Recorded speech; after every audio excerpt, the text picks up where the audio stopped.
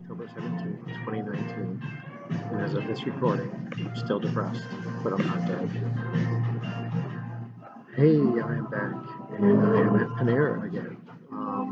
I had a few positive feedback comments about how fun it was that I was out in public doing the podcast, and Kate, especially on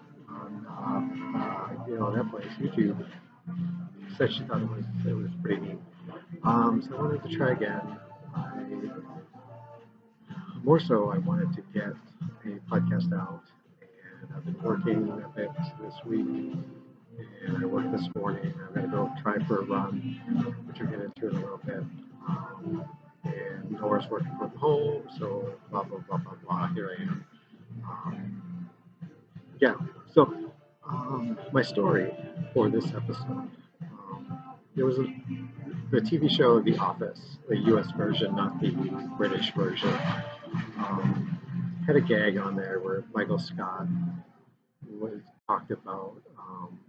He made a joke, or he was making a joke, or made reference to that game people play when they think about women that they'd like to be with. They go through the alphabet and name them all. Um, and I've never done that, but I did something similar to that when I was younger, probably starting around 10.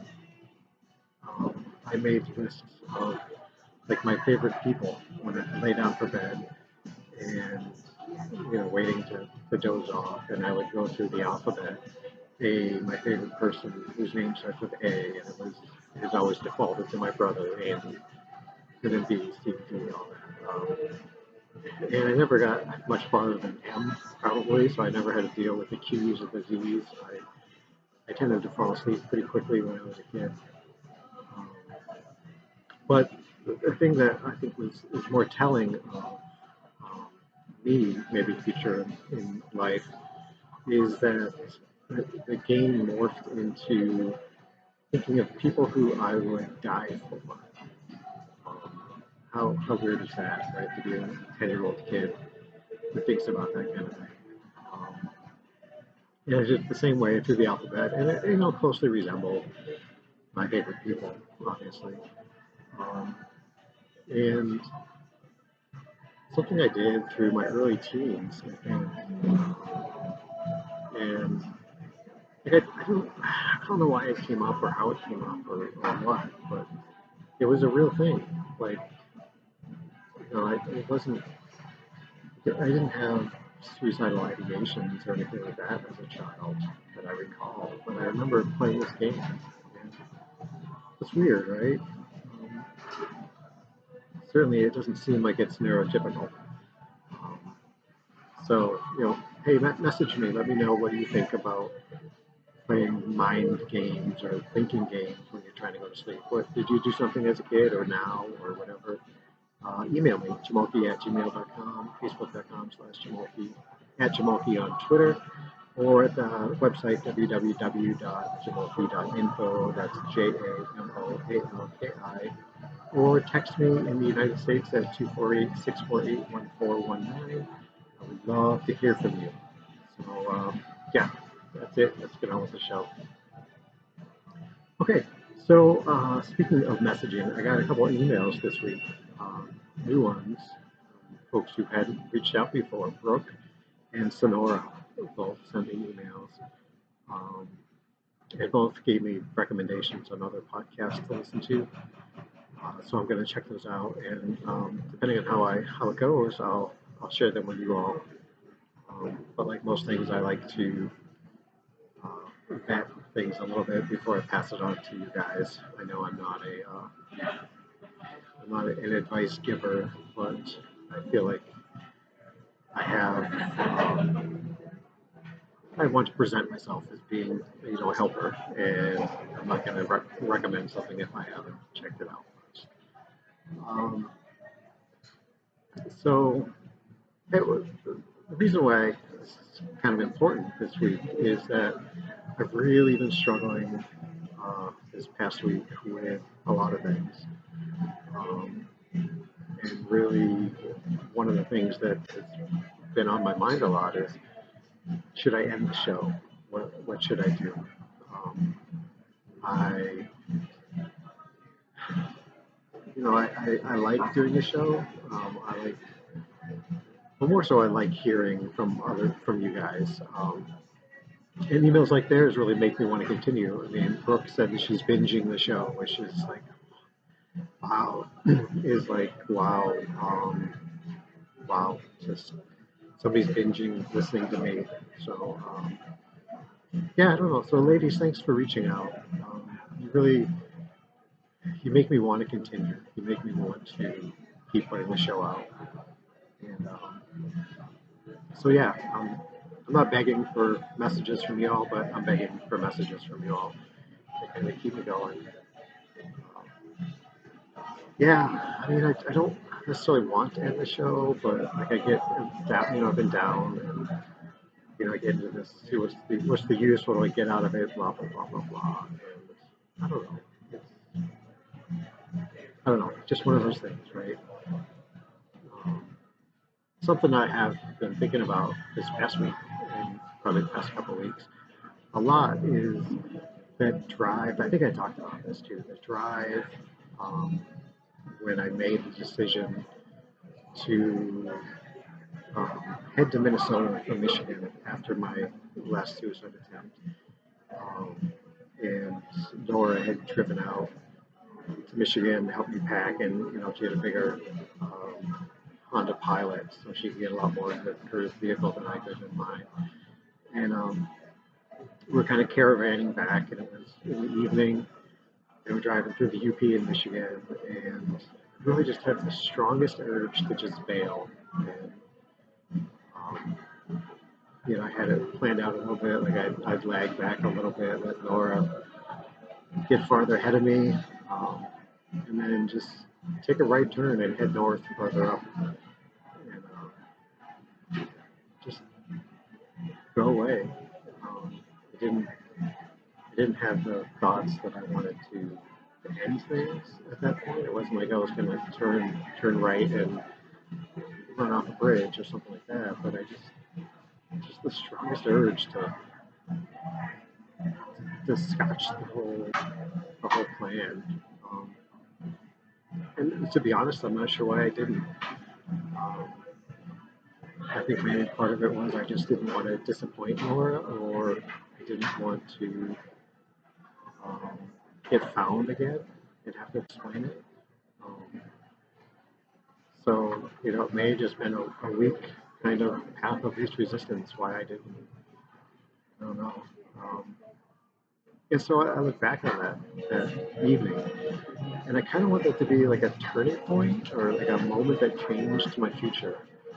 Um, it's poetic to have these, my life was never the same after that moment kind of thing. And I don't see it that way. I think if if I could go back in time and do it again, maybe I would have decided to do it that time. I don't know. I'm watching the Good Place. I think the name of it, and it's about these folks who are trying to get think they're going to heaven, but they're in hell. Good place, bad place, and blah blah blah. But there's all these iterations. They do like 802 iterations of arriving at the place, the heaven that they think it is. So I wonder about that. Like, if I had all these do-overs, would I make the same choices? Would I still be here? Would I had tried to take my life? I don't know. Um, I guess I'm doing a lot of rumination lately. I don't know. Did I talk about giving up soda? I can't remember in the last episode if I did. Um, well, that just ended. I had a nice caffeinated cola, diet cola this morning. Um, and yeah. So the theory was that I had heard on a podcast that phosphoric acid, which is used to flavor a lot of colas, will leach calcium from your bones. And you really start thinking about it. Oh, that's true. How much how much is it affecting me? Because I drink just an ungodly amount of soda, or I did. Um, and it was mentioned on a podcast that I really like, and I trust maybe more blindly than I should. Um, Called Ologies with Ali Ward. I think I mentioned it before. It's a really fun show where she talks about different sciences and finds an ologist, so like a biologist or a rheumatologist or whoever to talk about their field. It's pretty interesting. But so I started checking into it, and like that theory of the acid leaching calcium from the bones is not supported by data. Um, so there's different things about it. Like it seems that maybe folks who drink a lot of soda are displacing milk or something else that would give you add calcium to your body. Um, and so I wanted to do it for that. And I also wanted to kind of give up on the caffeine, not be so reliant on it. And so I went like 10, 11 days, which is everything I read. Like caffeine will leave your body within 4 to 6 hours half life. So really, within a day, you've got nominal amount of caffeine still in your body if you're not taking any more in. Um, and I didn't feel any different.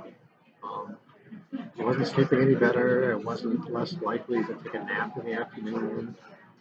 Um, my mind didn't seem clearer. My energy wasn't any different. So what I do know is that I thought about soda a lot, and talking with Nora, and she said she's a fan of moderation, and so that's my plan now. I'm moderating soda. Um, I won't always have one in the morning, and there may be days when I don't have soda. Is my plan, but yeah, it's delicious. I like it. So I don't want to be without. So so I'm back on the soda, just a lot less of it.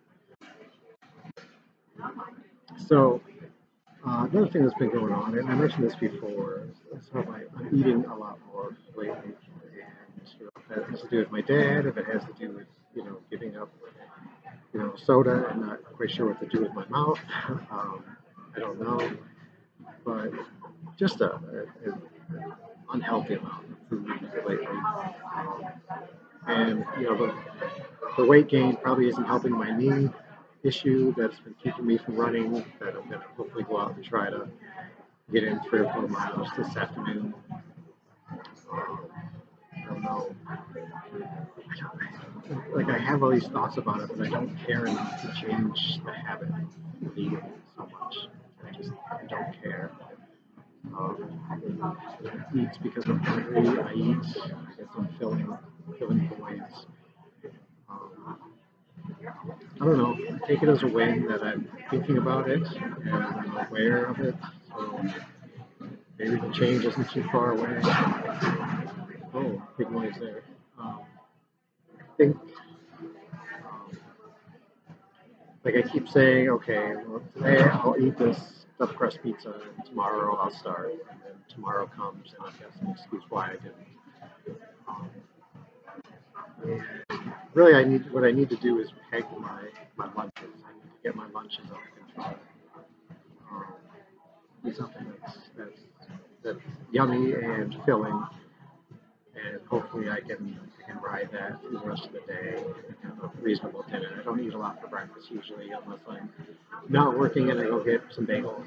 Um, I don't know. It's like a chicken and egg thing, right? Like if I could run, I'd earn more calories and I could afford to eat. Because I've gained this weight, maybe that's hurting my knee more, and so I'm not able to run. And I feel down about that, so I eat more. Um, so never ending cycle, I suppose. Um, yeah, what else? So I talked before, remember that I was having issues with my insurance and the Rexulti that has really benefited me a lot lately. Um, So the override, I called and got an override from my insurance company, and it was covered. And so I had a, out-of-pocket max, so I wasn't paying anything for it. Well, that ended, and I went to get my prescription uh, this a couple weeks ago, and it was like $1,200 for a month.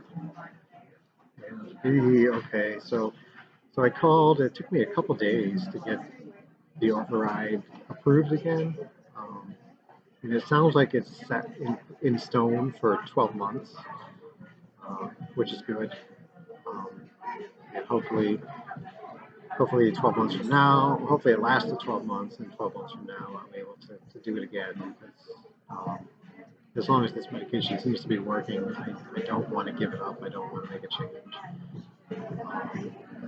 So take it as a lesson, folks, that advocate for yourself.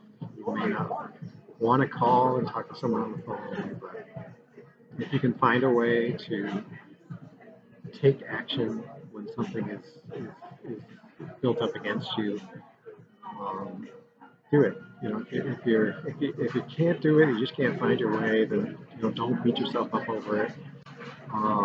Keep it in mind. Maybe something will come up that you'll get the urge to, or you can find somebody who can help you. But if you're on the fence, um, try and take that extra little step and speak up and try to get things done for yourself, because it's a scary world when people who are neurotypical. Um, it's a scarier world for those of us who are not and are struggling. I don't know. I'm on my soapbox here, so maybe I should get down. Um, yeah, I think I'm going to end it there. I've got to edit this, and then I've got some work to do, and then I've got to go out and run. And Nora's been away for 4 days. I haven't seen her yet. She came home late last night, so I want to get things done so I can spend some time with her. And yeah, so everybody, thanks for listening. Thanks for taking time out of your day to listen to the show. I really appreciate it. You all are wonderful. Yeah, thank you. And I will talk to you next time. Everybody be safe and be well.